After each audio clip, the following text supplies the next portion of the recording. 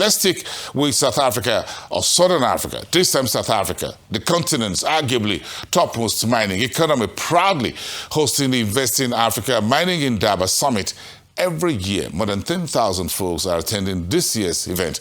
And the country's minister in charge of mining and petroleum resources, Gwede Mantashe, used his keynote address on Monday to call for unity, cooperation and partnerships among Africa's mining economies and avoid what he described as a destructive race to the bottom. Here are some excerpts. We are witnessing heightened geopolitical tensions in the world, driven largely by competition of some developed economies seeking greater control over natural resources of developing nations. It's not our fault we have deposits here, but the great nations want to have control over those deposits, though they are with us. So we have a responsibility to protect them. If we discover copper in the Northern Cape, President, we have an obligation to talk to Zambia and DRC so that we don't flood the market and kill the price of copper unintentional. Because it is not only us who is competing for copper. Latin America is very heavy on copper and they are competing with us. So we have a responsibility to compare notes as the African continent. This dynamic represents a serious threat to sovereign resource-endowed countries, and the majority of which are here in the African continent. We are endowed with these resources.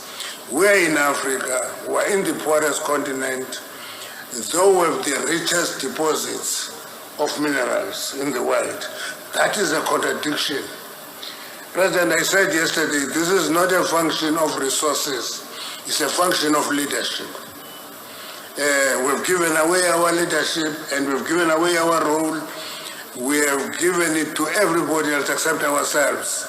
As a result, we are at the mercy of everybody else for our own resources. That must change. That must just change. It is therefore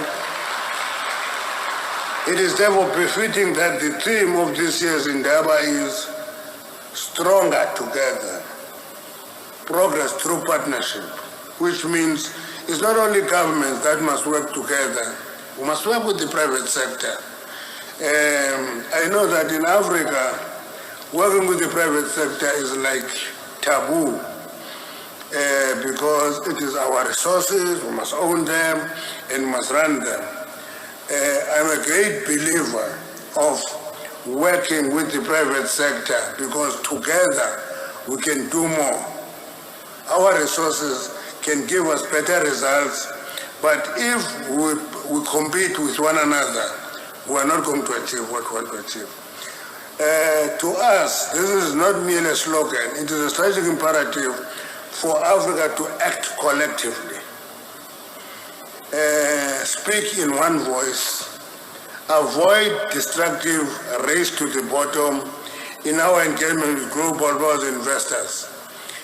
Let's not allow a situation where, when we talk with our colleagues from Europe, we talk to them as EU, but we talk to them as individual 54 countries. We're much weaker. My background is in the trade union movement. I know that when you are a worker alone, you are weaker against the employer. But once you form a union, at least you have a collective power to engage the employer. Same applies to the continent. This continent owes it to itself to unite, work together, talk to the outside world as one. It's a long way to go, but let's try it, let's give it a go. It is what we need most as a continent. It is in this spirit that we convened the second edition of the African Ministers Critical Minerals Roundtable. Critical minerals. And we are explaining that critical minerals have no universal definition. America defined critical minerals in terms of the role in the defense system. If you go to China, is the role it plays in the technology. If you go to Europe, it's in the greening of the economy. And that goes on and on and on. In Africa, it should have a different meaning.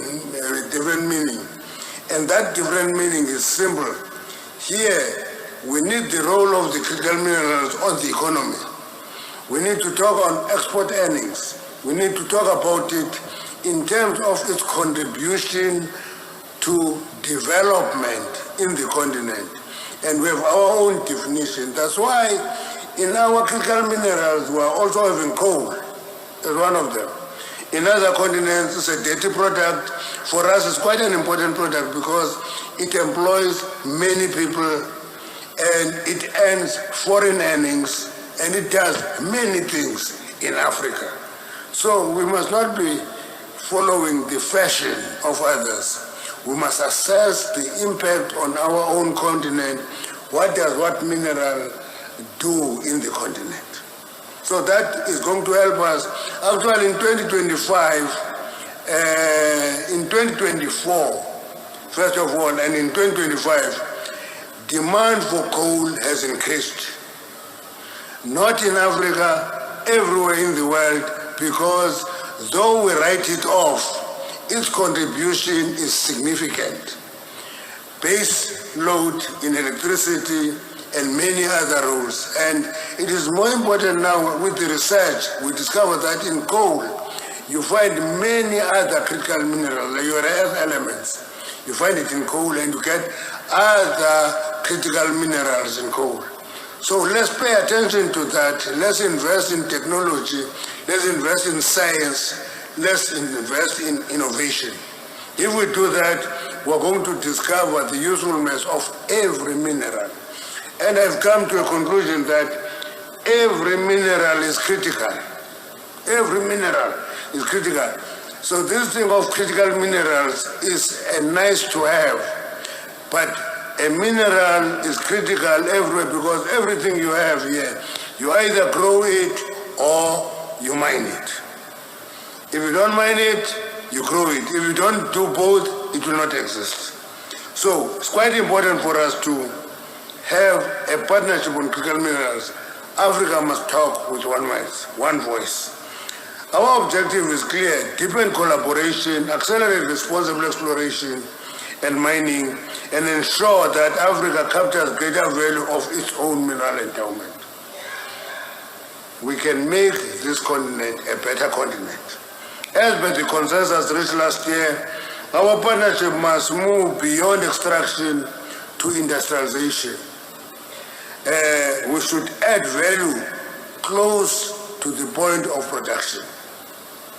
I had a fight with my president who is funding Africa, and I said to him, Lobito Corridor, we either see it as a competitor or we see it as a necessary complementary value addition in the continent.